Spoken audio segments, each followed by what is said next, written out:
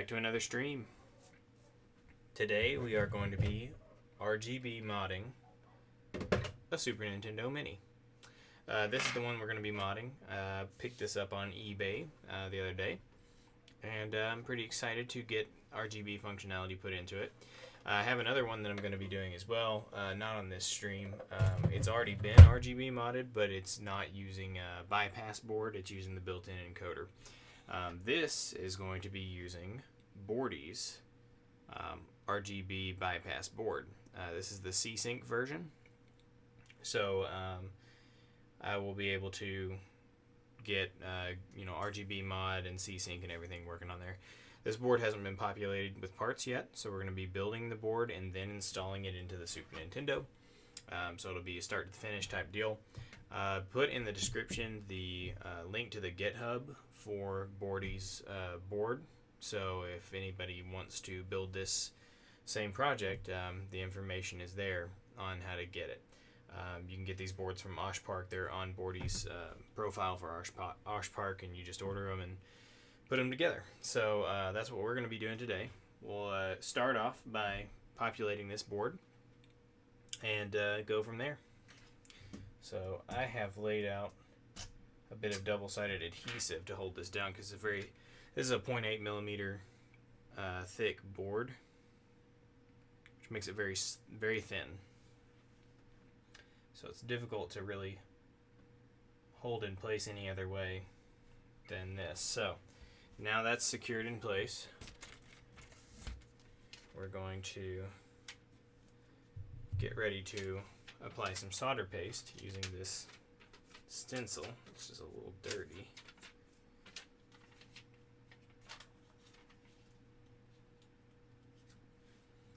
Okay.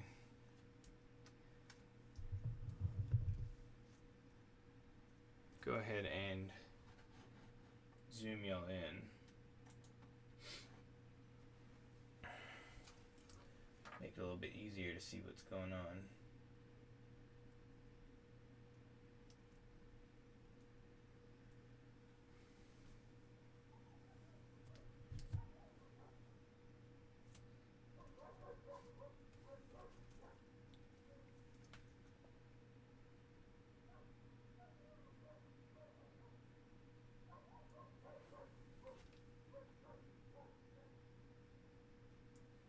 Okay, that looks good.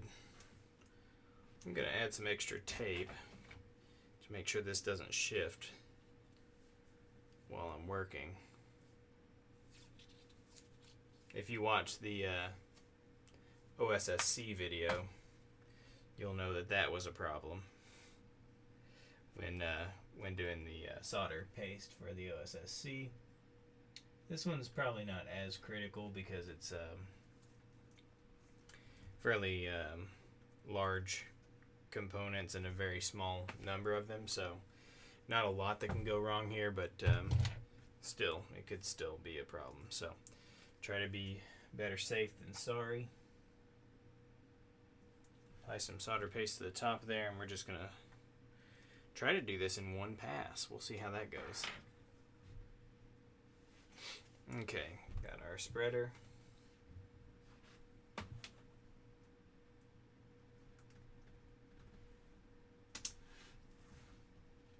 Well, that didn't work out. Doing it in one pass did not work. But I bet 2 passes will be fine.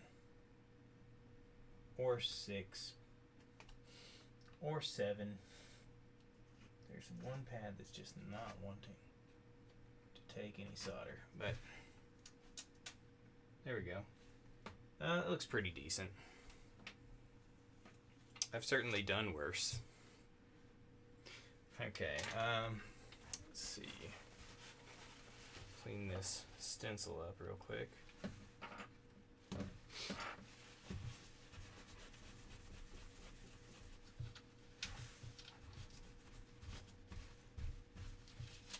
Okay, store that for later.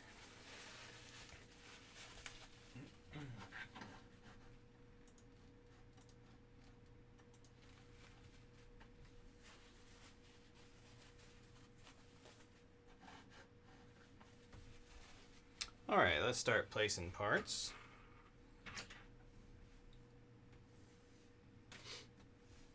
So we'll start with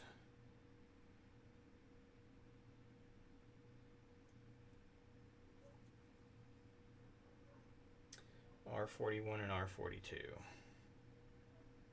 There's R42.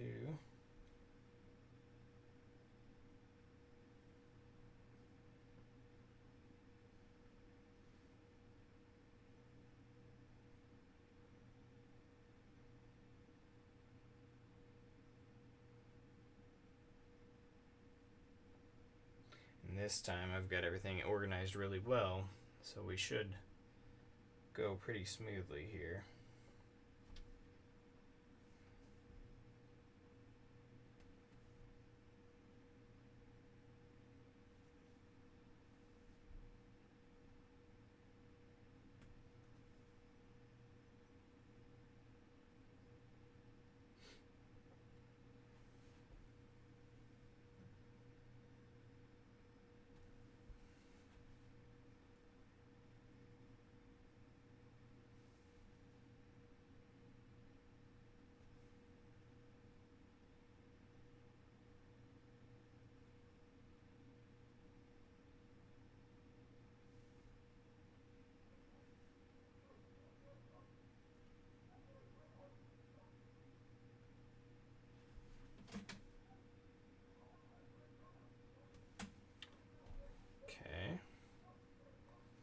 This is first time using these bypass boards.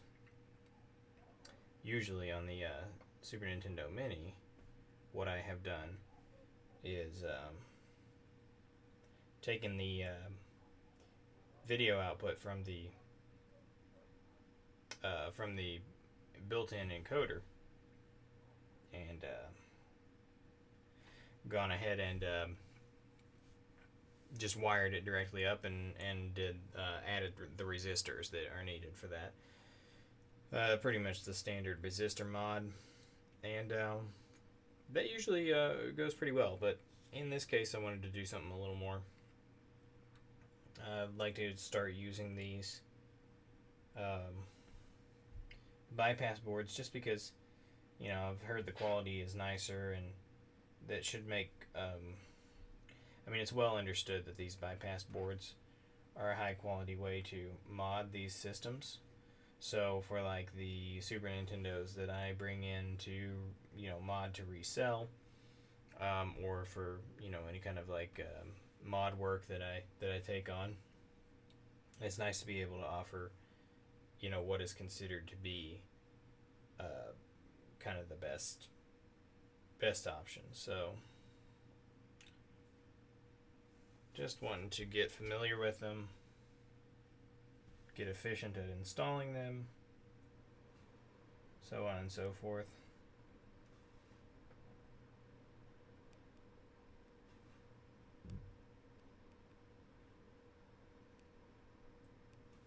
And I always try to do all this stuff myself, you know.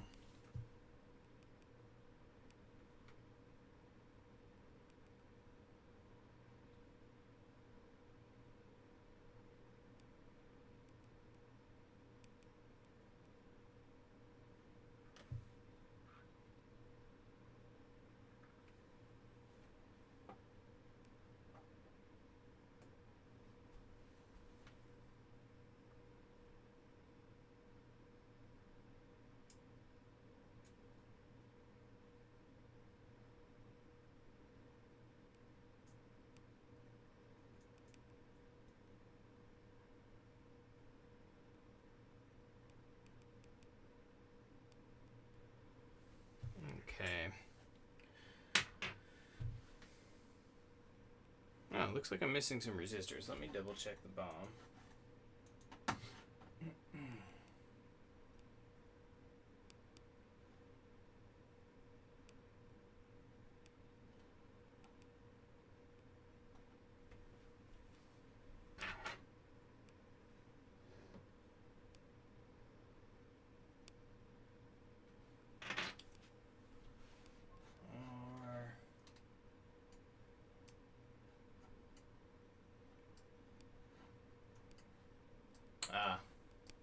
okay.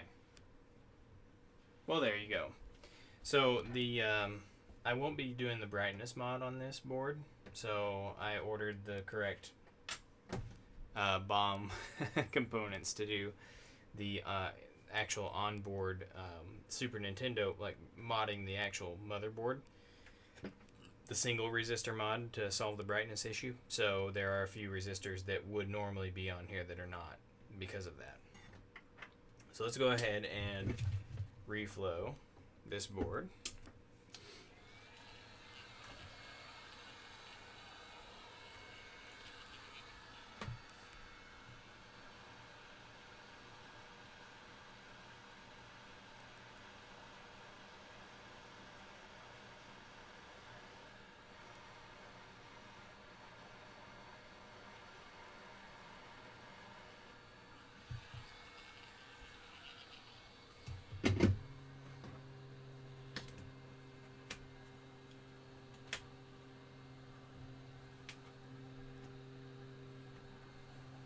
One of those capacitors got loose on me.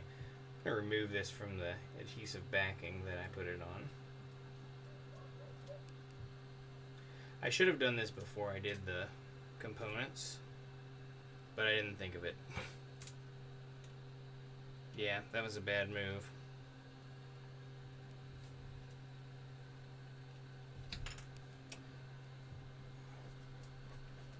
Yeah, should have removed this before heating it and applying the components, but it's fine. It didn't hurt anything. It just kind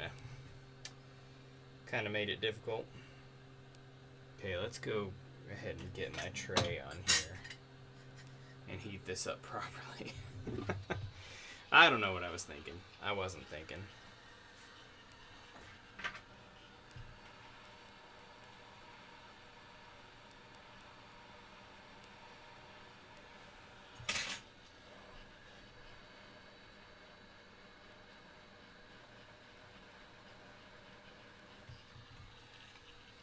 Okay, let's switch over to the microscope.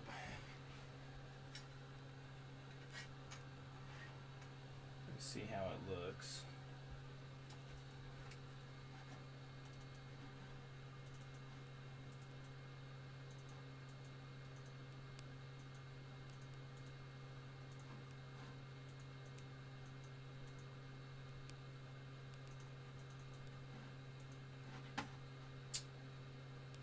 Or not. The microscope is not cooperating right now, so I'm gonna look at it, see that everything looks fine, and you're just gonna have to trust me. The microscope camera is not cooperating in OBS right now. Okay, it does look fine, and in fact, if you want to look at a close-up, this is your chance. Right here. See if we can get it. Looks pretty good to me. So it has all the required components on it.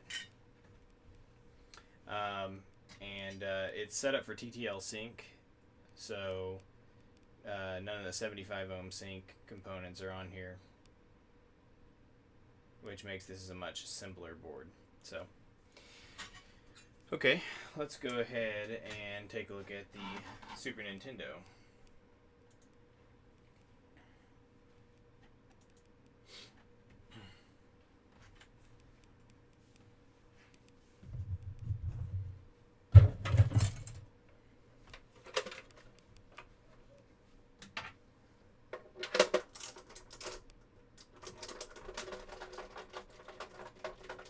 I really like these Super Nintendo Minis.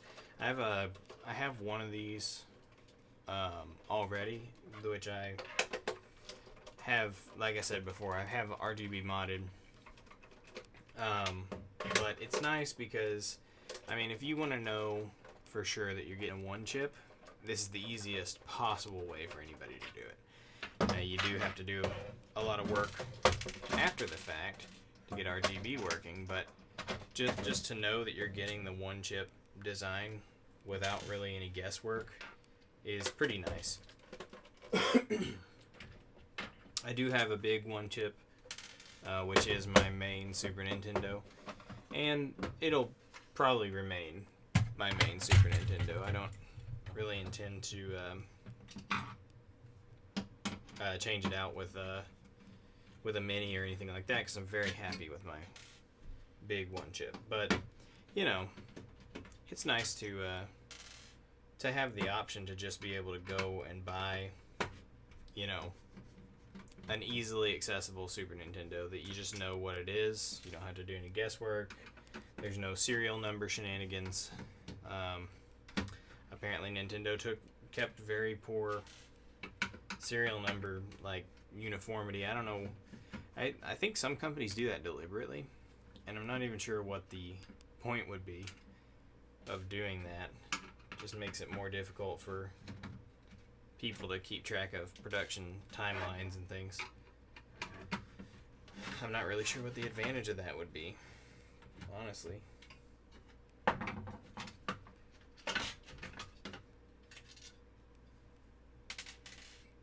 Okay. Keep those over there. These, this needs to be cleaned out a little bit. Take care of that later. These Super Nintendo Minis are really nice. Easy to work on, unlike the larger Super Nintendos that require a little bit more effort to get into. Okay, so we'll go ahead and start modifying the board.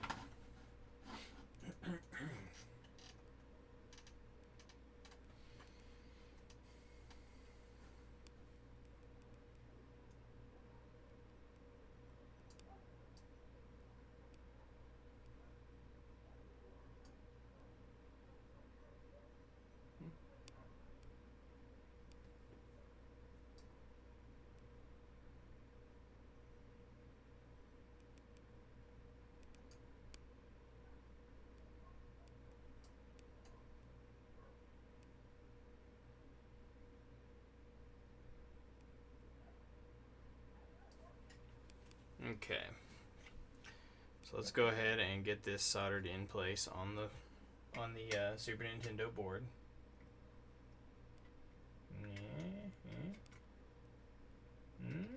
There we go.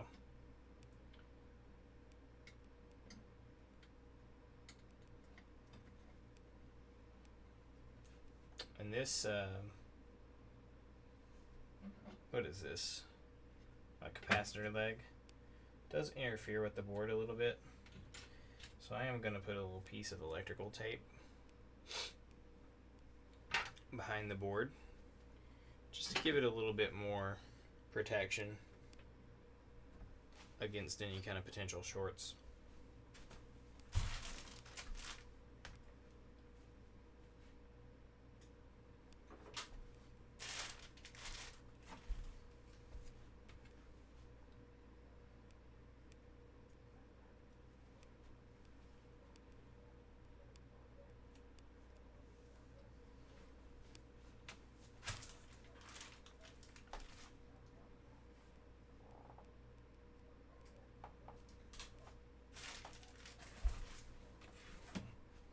There we go. A little bit of extra isolation.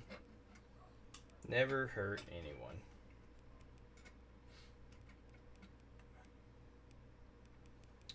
Okay, let's go ahead and solder this in place.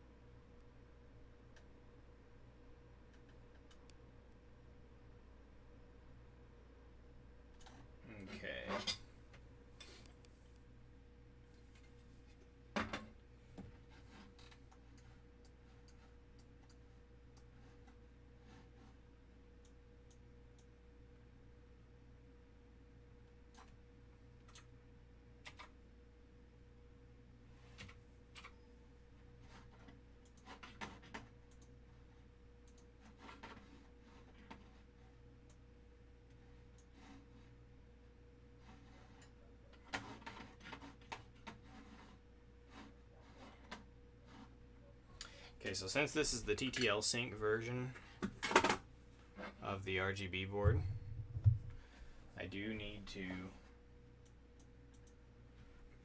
short J2 because I don't have a capacitor up there. So we're going to go ahead and do that.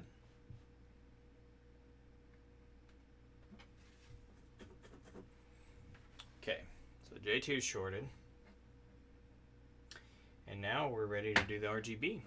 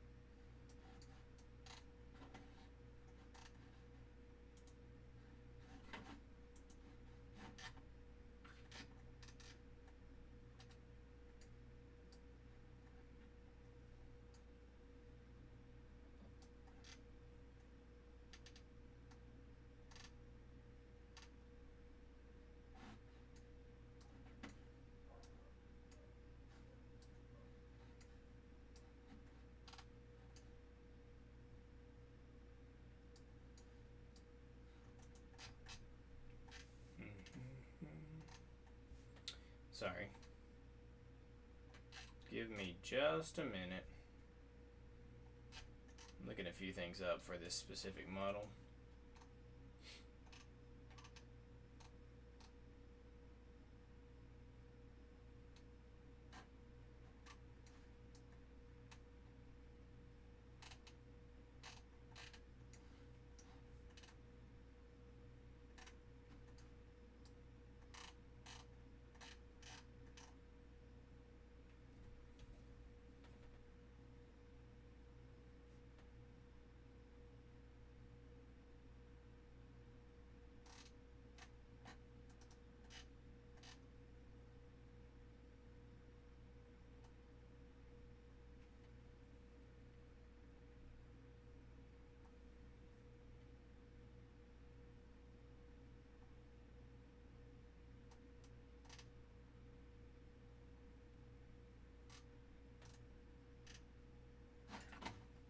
Weird.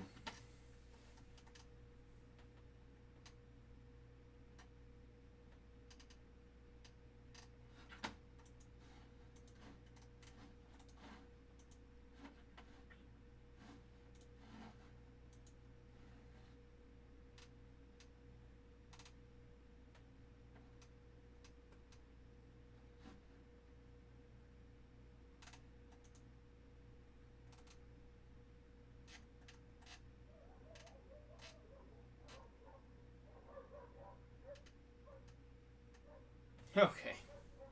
All right. So we got it. We got it figured out. Some weird conflicting info from where I was looking for instructions on the exact points to solder. See, it's different for normally on a RGB mod that I've done in the past. You would solder everything to the sRGB chip down there, but in this case I knew there were some vias, which I believe are right here, that had RGB on them, but the information I was looking at for some reason were telling me something different. So okay, let's go ahead and get some wires ready and prepped.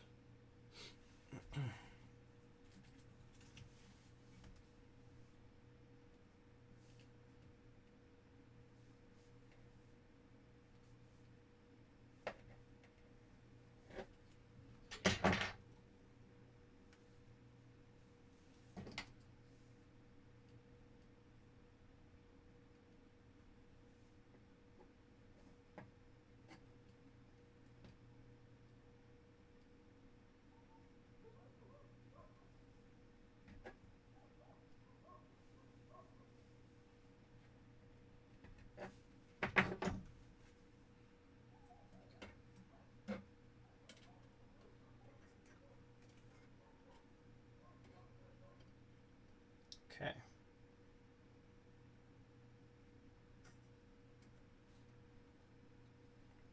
Should be enough to give me a little bit of slack here.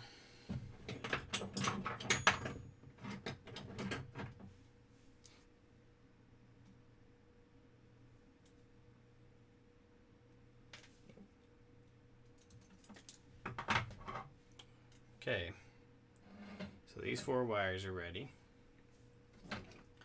Just need to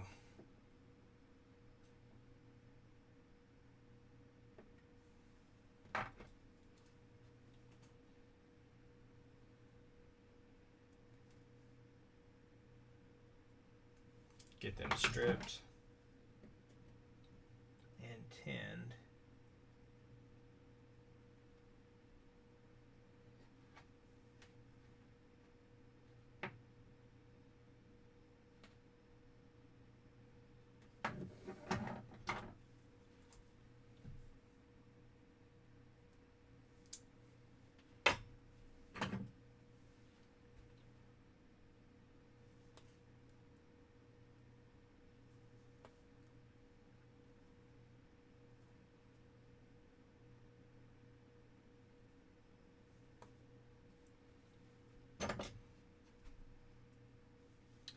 Okay, so these are ready to go.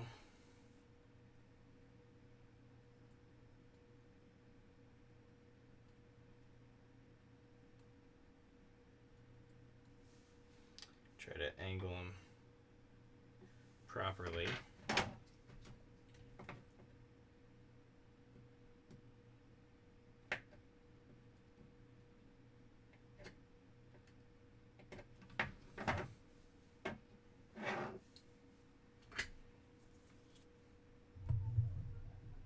Let's go ahead and get these tinned up.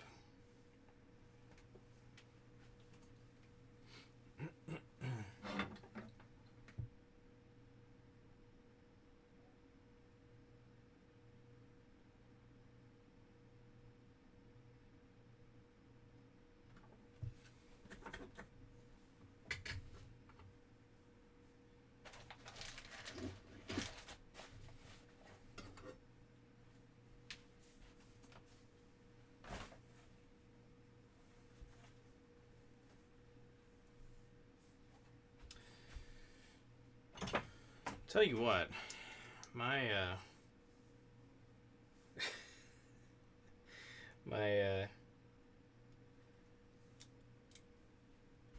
cutters have a way of running off. Okay, I found them. All right, my flush cutters have a way of running off on me just when I need them. Okay, so now we're gonna go ahead and solder this up. We'll add a little extra solder to those pads because they seem a little light on solder.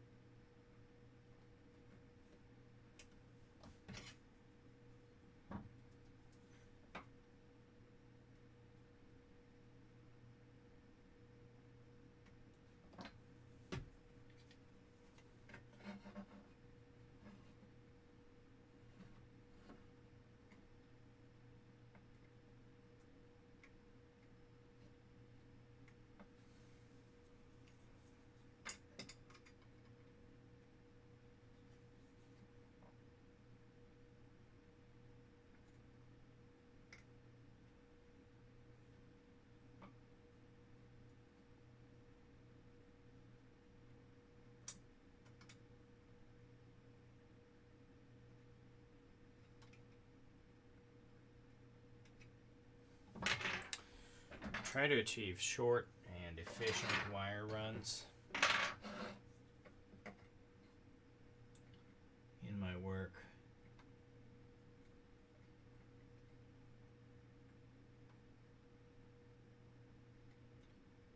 Because it just looks good. And you know, uncluttered and everything. I'm gonna go ahead and re-tin some of these because I'm not thrilled with the amount of solder that's here.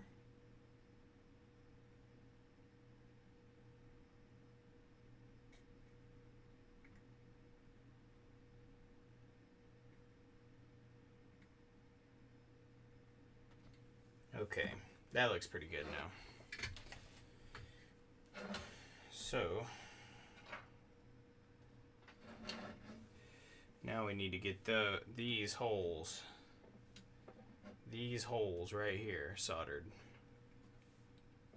And it may well have been a good idea to do these before doing that. That probably would have made sense if I had to guess. But let's see here. So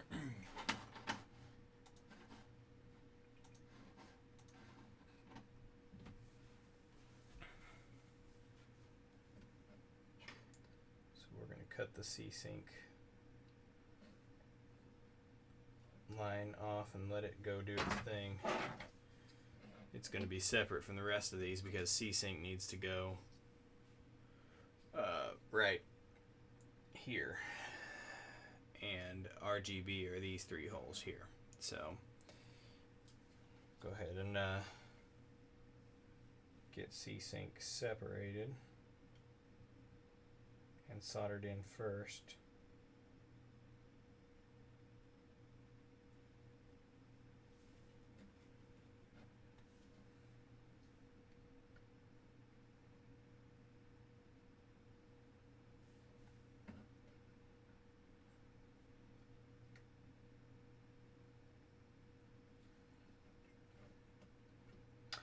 I was going to say, it's kind of weird that this isn't designed to be a straight shot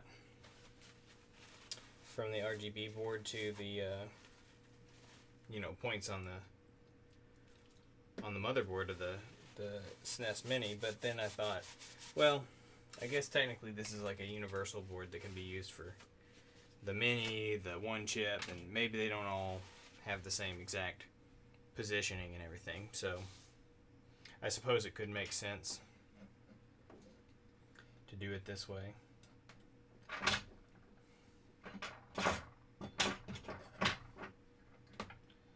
So if we're shooting for this via right here, then we need about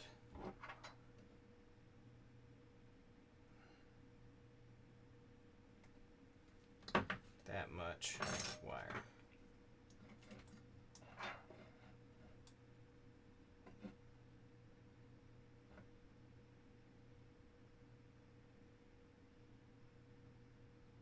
I'm not going to strip much insulation because when this wire heats up, the vinyl shrinks back. So when I tin it, it's going to shrink back on me and give me more exposed wire.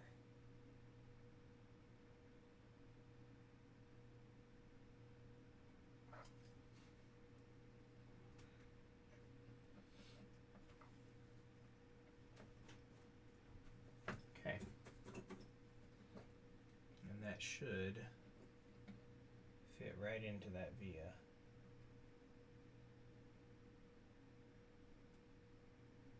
Yeah, that's gonna work. Let's just get this bent properly.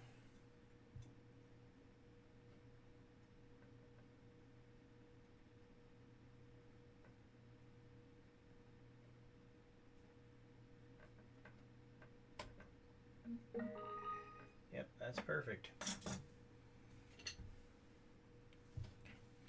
Okay, I'm going to hold off on soldering it in.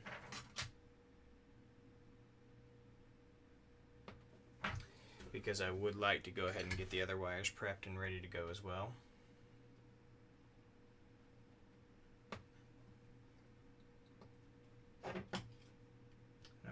actually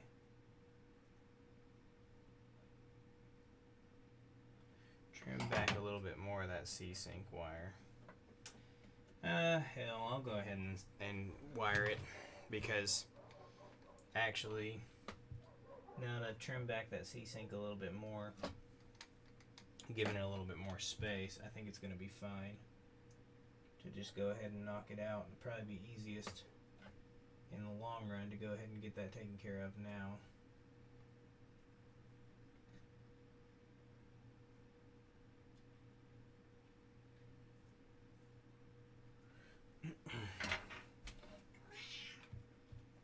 Hey, Paul. My cat Paul is in the room now. He wants me to know about it. Okay. Just need to. Okay. That's in place. Soldered in place nicely into that via. So now I just need to get RG and B. And you know what? We're going to separate even more of that jacket, because this, the RG and B part needs to cross over the C-Sync part, which is why soldering this end and then that end probably would have made more sense, but I didn't think about that. So that's why we are where we are. But the pinout otherwise lines up properly now. So we've got R, G, and B, and then we've got R, G, and B. So it's just a straight shot now. So what I'm going to do is make sure I have enough exposed wire to do this. I'm going to trim the jacket, and the way I'm doing this is just by trimming right across the area that I'm going to be getting the wire, you know, trimming, basically angling the cut, right, and then slicing the jacket so that it easily can be removed. Because this ribbon wire is kind of tough to work with if you don't come up with clever ways to prep it. So now that's done. Yeah, so I always cut it with a knife. I'm using a pocket knife here because I can't find my X-Acto knife right now, but you could use any kind of hobby knife. Would be fine. But yeah, just to score it where you need the jacket to be separated. Super easy. I think you could use one of those automatic strippers, like the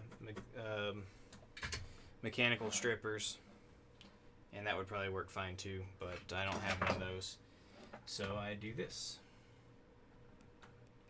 Alright, so now each one of these just needs to be bent and pressed down into their respective vias.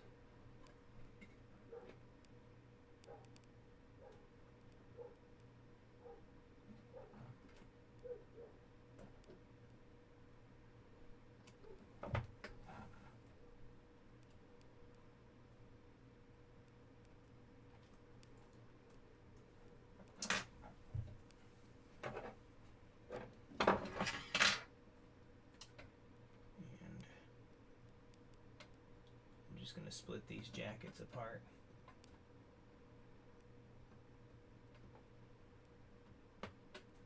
So that these wires can be moved around a little more freely.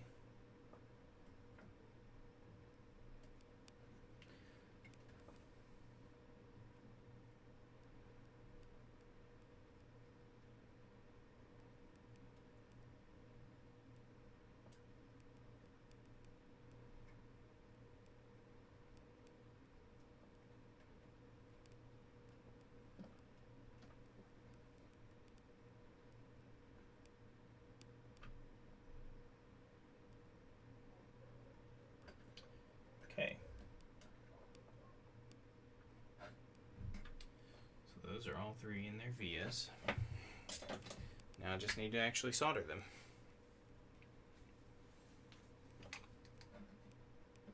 Add a little bit of extra flux in the area, just to make it as easy as possible to get solder to flow up into those vias.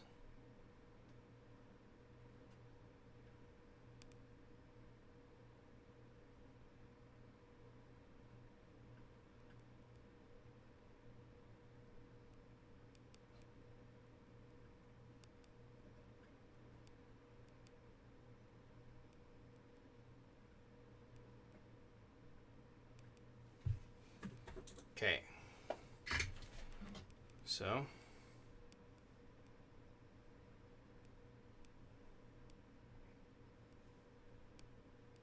that's done. That's what it looks like. I'm going to take it under the microscope, make sure there's no bridges.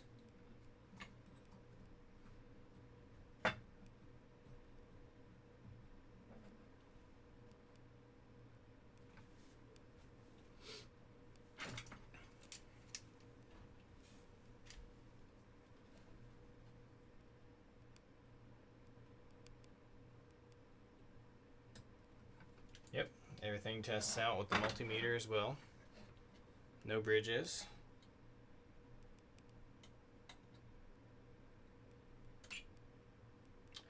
That was not a bridge. That was me touching the leads together accidentally. Yeah, nothing's bridged. Everything's good. All right. So now we have two more things we're going to do. We're going to take R3 off of the main board here and replace it with a new resistor. 1.69K, I believe, is the value for the SNES Mini, and that will correct the brightness issue. And then we're also going to be replacing C11, which will correct the ghosting issue that SNES Minis have. So we've got to find R3. I actually don't. Nope, there it is. So R3.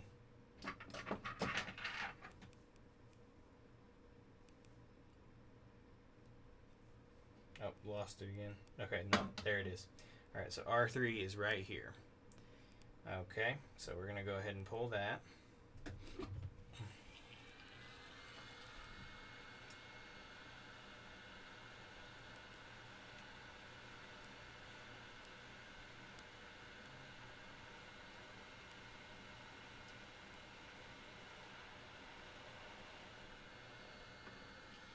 Okay.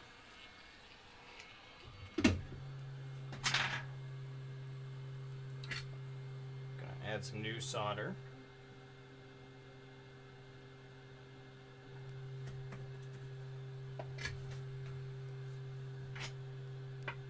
Get our replacement for R3 in place. And I'm just gonna tack it on one side and then come back after it with the heat gun.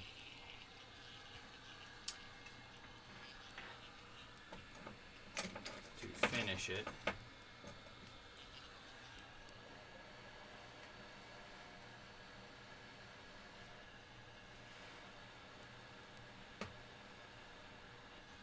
Okay. We'll go ahead and remove C11 while we're here.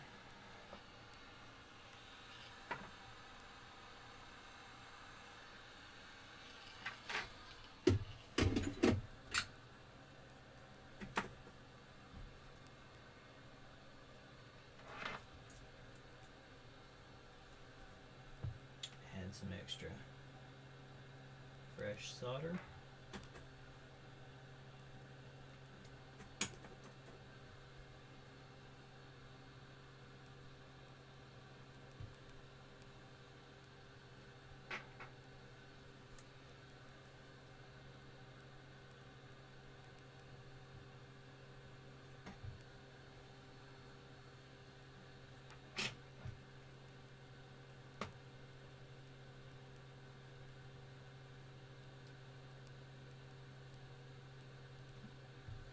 Okay.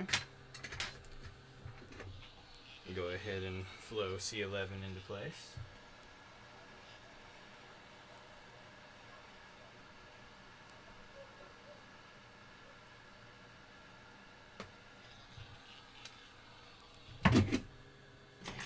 And I'm going to check this under the microscope. As you can see, we have a new R3 and a new C11. And they look good. Okay. Well,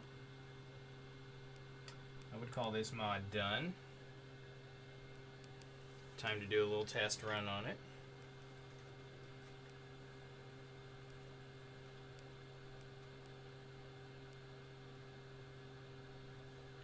Make sure it is working properly. So, what we're going to do is switch over to game capture.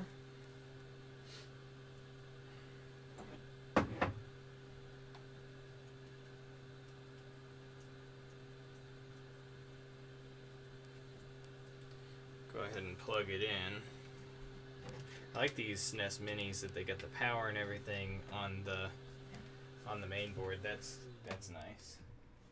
A little convenient. Okay.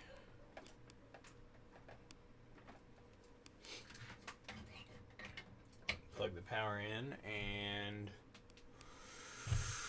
let's do, grab a cartridge here.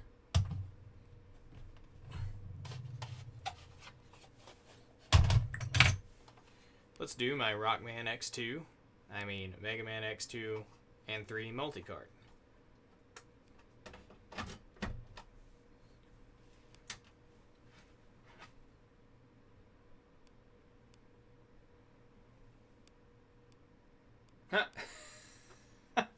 You know what? This capture card is not actually working with my OSSC on this Super Nintendo. Let's try this cheap converter instead. I'm using the OSSC I normally have in my game room and not here.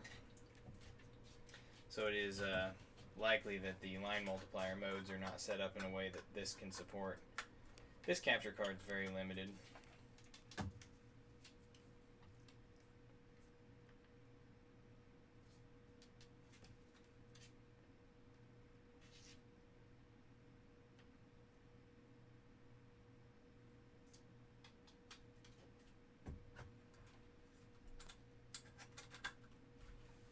Well, that's not working.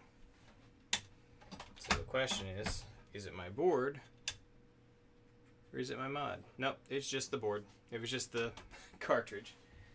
So, bad cartridge connection. Anyway, there you go. That's an RGB modded Super Nintendo Mini. So that RGB mod was actually pretty easy to do. I'm pretty happy with it. I will definitely be doing that to my other Super Nintendo Mini, and I'll probably do one of these on my one chip also.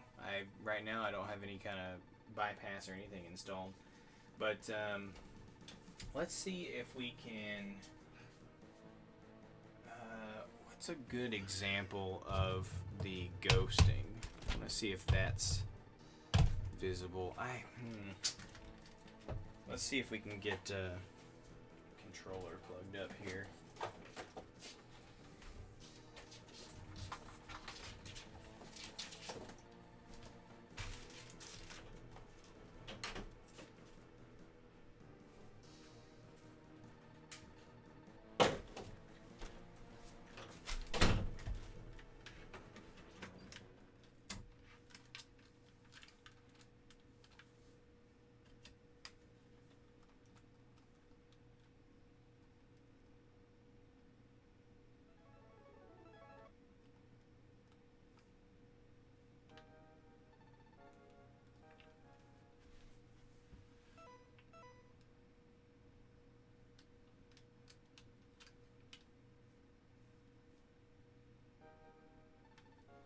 Don't know why they picked it up as a PAL region. No idea on that. This cheap HDMI capture or HDMI converter is terrible. But what I'm looking for is a good background. You know what would be perfect would be Mega Man X. I should go get Mega Man X.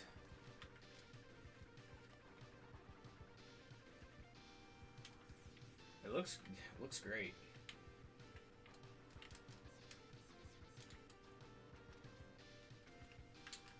Well, I don't see any ghosting, so I'm willing to call that a good.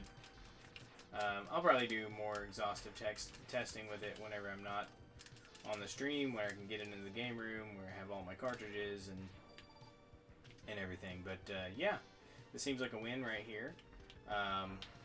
The AverMedia capture card I use is kind of a wuss about OSSC settings. It pretty much can only accept a line doubled mode. Anything else is like beyond its reckoning. So that sucks. But yeah, so yeah, you got a working Super Nintendo Mini with all the mods. So this one is ready to go. I'm gonna clean up that case and package this back up and put it on eBay, to be honest. So if you're interested in purchasing this Super Nintendo Mini, I do have an eBay account of the same name as my main YouTube account, Arthrimus, and maybe I'll post a link to the video in my auction whenever I get it up in the video. So anyway, thank you for watching the stream. I hope you enjoyed it, and tune in next time.